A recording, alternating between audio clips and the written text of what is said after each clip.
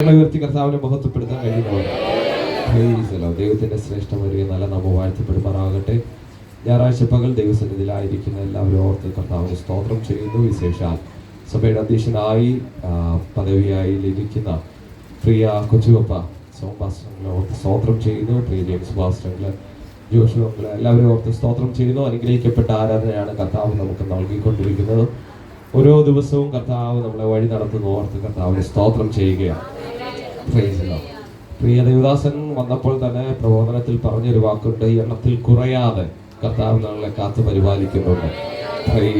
Hallelujah. അതൊക്കെ വലിയ ഭാഗ്യം തന്നെയാണ്. ഒത്തിരി നിരാശകളും പ്രശ്നങ്ങളും ഒക്കെ നമ്മുടെ ചുറ്റുപാടുകൾ നടക്കുമ്പോൾ കർത്താവ് നമ്മളെ കരുതുന്ന ഓർത്ത് കർത്താവിന് സ്തോത്രം ചെയ്യുന്നു. Praise law.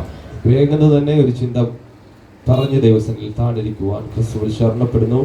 മത്തായി എഴുതിയ സുവിശേഷം 3-ാം അധ്യായം 11-ാമത്തെ വാക്യം.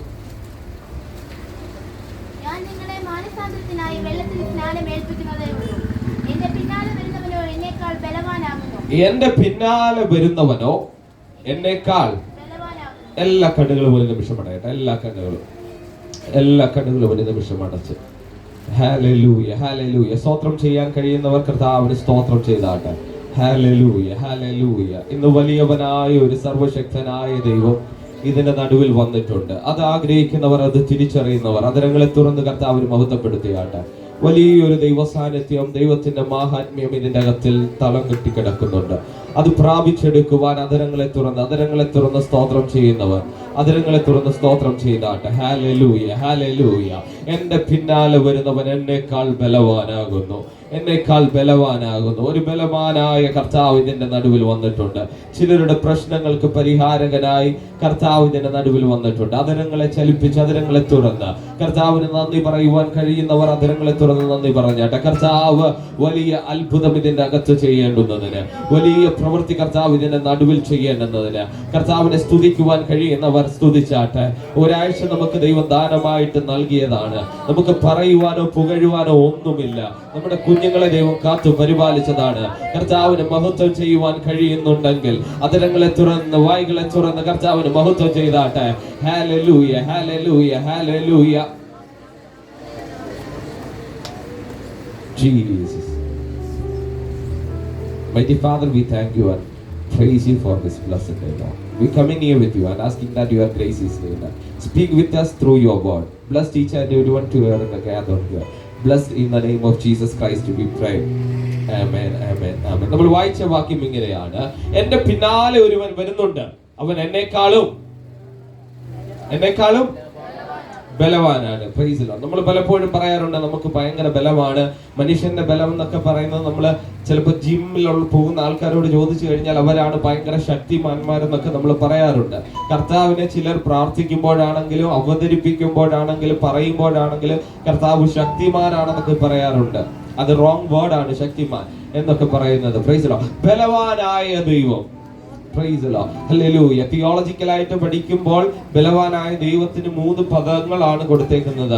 ഒംനിപൊട്ടന്റ് എന്ന് പറയും. ദൈവം സർവശക്തനാണ്, സർവവ്യാപിയാണ്, സർവജ്ഞാനിയാണ്.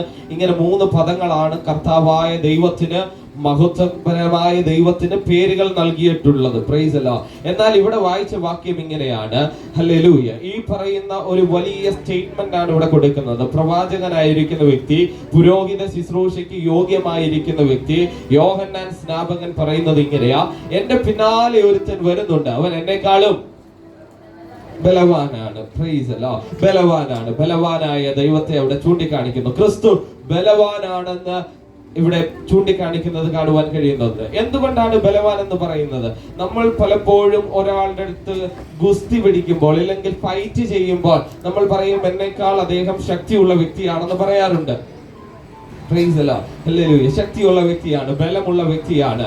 എന്നാൽ നമ്മൾ പലപ്പോഴും താരതമ്യപ്പെടുത്തുന്നത് പിശാചുമായി ഇല്ലെങ്കിൽ കർത്താവുമായി കോർത്തു നിൽക്കുവാൻ കഴിയുന്ന ഇല്ലെങ്കിൽ അതിൽ നിന്നും ഒരു മീതെ ഒരു ശക്തിയുള്ള ഒരു വ്യക്തിയാണ് ക്രിസ്തു എന്ന് നാം താരതമ്യപ്പെടുത്താറുണ്ട്.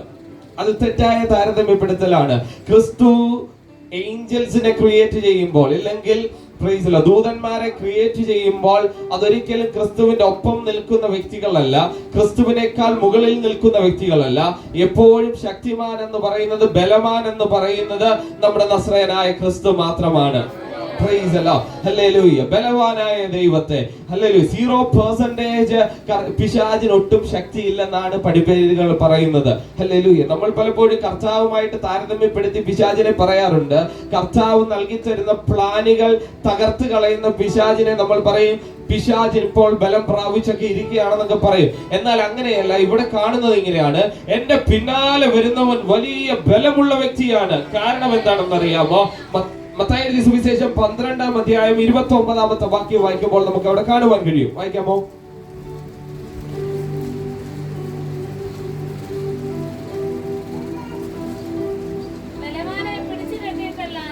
ബലവാനെ പിടിച്ചു കെട്ടിയിട്ടല്ലാതെ ബലവാന്റെ വീട്ടിൽ കടന്ന് അവിടെ കാണുന്നത് ഇങ്ങനെയാ: ബലവാനെ പിടിച്ചു കെട്ടണം. രണ്ട് ബലത്തെ പറ്റിയാണ് നമ്മൾ ഇവിടെ കാണുന്നത്, ശക്തിയെ പറ്റിയാണ് കാണുന്നത്. ഇംഗ്ലീഷിൽ ആ വേർഡ് പറയുന്നത് മൈറ്റി ഗാഡ് എന്നാണ് പറയുന്നത്. ദൈവശക്തി ഉള്ള ദൈവം എന്ന് വിശേഷിപ്പിക്കുന്നത് മൈറ്റി ഗാഡ് എന്നാണ്. ഇവിടെ പറയുന്നത് ഇങ്ങനെയാ: ബെൽസെബൂൽ എന്ന് പറയുന്ന ഒരു ഈച്ചകളുടെ രാജാവ്, ഇവനെ പിടിച്ചു കെട്ടിയിട്ടല്ലാതെ കാര്യമില്ല. ഇവരെ പിടിച്ചു കെട്ടാൻ ആർക്ക് കഴിയും? അതാണ് കർത്താവ് പറയുന്നത്. കർത്താവിന്റെ സ്റ്റേറ്റ്മെന്റ് യോഹന്നാൻ സ്നാപകൻ പറയുന്നത്, ഇവൻ ഭയങ്കര ബലമുള്ള വ്യക്തിയാണ്. എന്റെ പിന്നാലെ വരുന്നവൻ, പലപ്പോഴും ഞാൻ ചിലപ്പോൾ വീക്കായിരിക്കും, ഞാൻ ചിലപ്പോൾ ബലമില്ലാത്ത വ്യക്തിയായിരിക്കും, എനിക്ക് രോഗങ്ങൾ ശരീരത്തിൽ കയറി കഴിഞ്ഞാൽ എനിക്ക് നിൽക്കുവാൻ പോലും കഴിയത്തില്ല. പക്ഷേ ഈ ബലവാനെ പിടിച്ചു കെട്ടുക എന്ന് പറയുന്നത്, പിശാചിന്റെ അധിപതിയെ പിടിച്ചു കെട്ടുക എന്ന് പറയുന്നത് നിസ്സാര കാര്യമല്ല. അതാരെ കൊണ്ടേ കഴിയത്തുള്ളെന്നറിയാമോ? കർത്താവായ യേശുവിനെ കൊണ്ടേ കഴിയത്തുള്ളൂ. ഇന്നൊരു ദൂത് ഞാൻ സഭയിലേക്ക് കൈമാറ്റം ചെയ്യാം. നമുക്ക് പ്രതികൂലമായി നിൽക്കുന്ന ഏത് വ്യക്തികളെയോ ഏത് അന്ധകാരങ്ങളെയോ പിടിച്ചു നിർത്തുവാൻ കഴിയുന്ന ഒരേ ഒരു ശക്തിയുണ്ടെങ്കിൽ അത് നസ്രയനായ യേശു ക്രിസ്തുവിന് മാത്രമാണ്. പല ശക്തിയെ താരതമ്യപ്പെടുത്തി പറയാറുണ്ട്. എന്നാൽ കർത്താവ് പറയുന്നത് ഇങ്ങനെയാ: ചില ബലവാന്മാർ എഴുന്നേറ്റ് നിൽക്കുമ്പോൾ അവരെ പിടിച്ചു കെട്ടുവാൻ നമുക്ക് കഴിയത്തില്ല. പക്ഷെ നമ്മൾ വായികളെ തുറന്ന് സംസാരിക്കുമ്പോൾ ഈ ബലവാന്റെ ഒരു കർത്തവ്യം എന്ന് പറയുന്നത്, അക്കോർഡിംഗ് ടു 1 ജോൺ 1 യോഹന്നാൻ 3-ാം അധ്യായം 8-ാമത്തെ വാക്യം,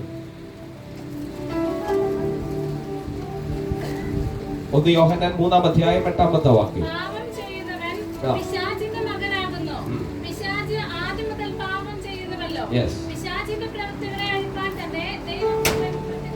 പിശാചിന്റെ പ്രവൃത്തികളെ അഴിപ്പാൻ തന്നെ. സർവശക്തനായ ദൈവം, ബലവാനായിരിക്കുന്ന ദൈവത്തിന്റെ ഓപ്പോസിറ്റ് നിൽക്കുന്ന പിശാചിന്റെ ഒന്നാമത്തെ ഒരു ചിന്ത എന്ന് പറയുന്നത്, അല്ലെങ്കിൽ ഒന്നാമത്തെ തന്റെ കർത്തവ്യം എന്ന് പറയുന്നത് ചിലതിനെ കെട്ടാൻ വേണ്ടിയാണ്. അപ്പോൾ ഈ ബലവാന്റെ റിസൾട്ട്, കർത്താവ് യേശുക്രിസ്തുവിന്റെ ആ എക്സ്പ്ലനേഷൻ കൊടുക്കുന്നത് എന്താണെന്ന് അറിയാമോ? ചില കെട്ടുകളെ അഴിക്കുവാനാണ്. അന്ധകാര മണ്ഡലം ചിലരെ കെട്ടിവെക്കുമ്പോൾ അപ്പുറത്ത് കർത്താവ് പറയുക, ഇവനേക്കാൾ ബലവാൻ ഞാനാണ്, ഞാൻ ആ കെട്ടുകളെ അഴിക്കുവാൻ തുടങ്ങും. ഇന്ന് കുടുംബങ്ങൾക്ക് നേരെ ഒരു ദൂത് കൈമാറ്റം ചെയ്യാം. ചില കെട്ടുകൾ നിങ്ങൾക്ക് നേരെ കെട്ടിവെച്ചിരുന്നാൽ ബലവാനായ കർത്താവ് പറയുക, ഞാൻ ചില കെട്ടുകളെ അഴിക്കുവാൻ സമയമായി. ചില കുടുംബത്തോട് കർത്താവ് പറയുക, ചില കെട്ടുകളെ അഴിക്കുവാൻ എനിക്ക് പദ്ധതിയുണ്ട്.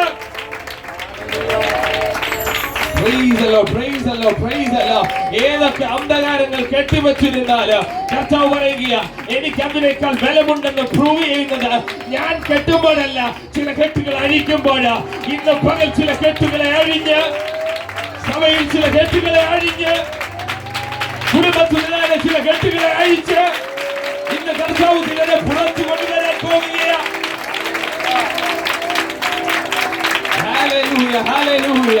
ദൈവദാസന്മാർക്ക് നേരെ കെട്ടിവെച്ചിരിക്കുന്നത്, കുഞ്ഞുങ്ങൾക്ക് നേരെ കെട്ടിവെച്ചിരിക്കുന്നത്, ചില ചിന്തകളെ കൊണ്ട് കെട്ടിവെച്ചിരിക്കുന്നത് ആത്മാവ് പറയുക, ഇന്ന് ഞാൻ അഴിക്കാൻ പോകുകയാ, ഇന്ന് ഞാൻ നിങ്ങളുടെ സ്വാതന്ത്ര്യത്തിലേക്ക് നടത്താൻ പോകുകയാ.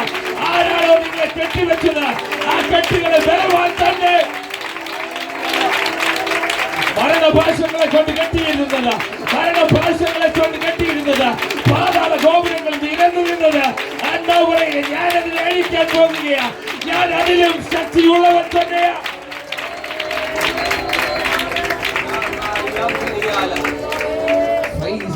നമ്മുടെ ദൈവത്തിന്റെ ശക്തിയെ വെളിപ്പെടുത്തുന്നത് ചില കെട്ടുകളെ അഴിക്കുമ്പോഴാണ്. ഏതൊക്കെ വിധത്തിലാണോ കെട്ടിവെച്ചിരിക്കുന്നത്, ഒരു കെട്ട് വചനം പഠിക്കുമ്പോൾ ചൂണ്ടിക്കാണിക്കുന്നത് ഇങ്ങനെയാ. നമ്മുടെ ബുദ്ധിയെ കെട്ടിവെക്കും. എങ്ങനെയാണെന്നറിയാമോ? മുൻപോട്ട് ചിന്തിക്കുവാൻ കഴിയാതെ.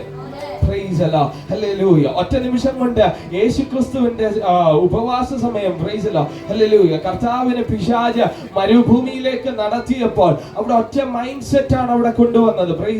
പിനാക്കൾ ഇല്ലെങ്കിൽ ഗോപുരത്തിന്റെ മുകളിൽ നിന്ന് ചാടുവാൻ കഴിയുമോ എന്നൊക്കെ ഉള്ള ചോദ്യം ഒറ്റ മൈൻഡ് സെറ്റിലാണ് അവിടെ കൊണ്ടുവരുന്നത്.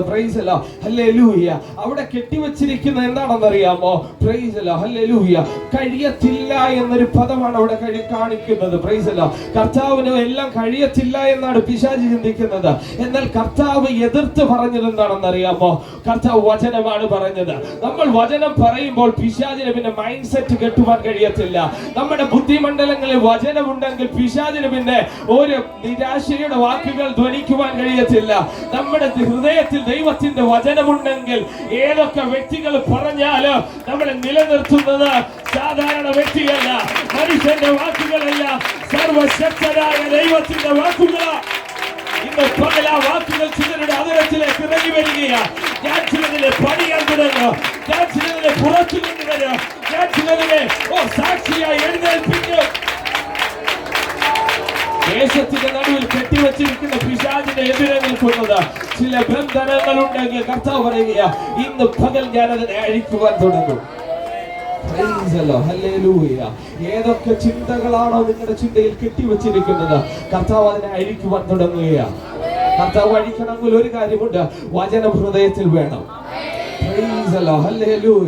ഓരോ ഞായറാഴ്ചയും ദേവദാസൻ പ്രബോധിപ്പിക്കുമ്പോൾ, പ്രസംഗങ്ങൾ കേൾക്കുമ്പോൾ, ഏരിയ മീറ്റിങ്ങുകൾ ദൈവവചനം കേൾക്കുമ്പോൾ ഹൃദയത്തിൽ പതിപ്പിച്ച് പ്രാർത്ഥിക്കുവാൻ തയ്യാറായി കഴിഞ്ഞാൽ ഏതൊക്കെ ബുദ്ധിയിൽ കെട്ടിവെച്ചിരിക്കുന്നതായെങ്കിൽ കർത്താവ് പറയുക, ഞാൻ അതിനെ അഴിക്കുവാൻ ശക്തനാണ്. അവൻ നമ്മുടെ സൗഖ്യദായകൻ തന്നെയാണ്, അവൻ സർവശക്തിയുള്ള ദൈവം തന്നെയാണ്. ഈ തിരുവചനങ്ങളെ കർത്താവ് നമ്മളെ അനുഗ്രഹിക്കുന്നതെന്ന് പറഞ്ഞ് സമയത്ത് അനുവദിച്ച ദേവദാസനോട് നന്ദി രേഖപ്പെടുത്തി താണ്ടിരിക്കുന്ന കർത്താവ് അനുഗ്രഹിക്കുമാറാകട്ടെ.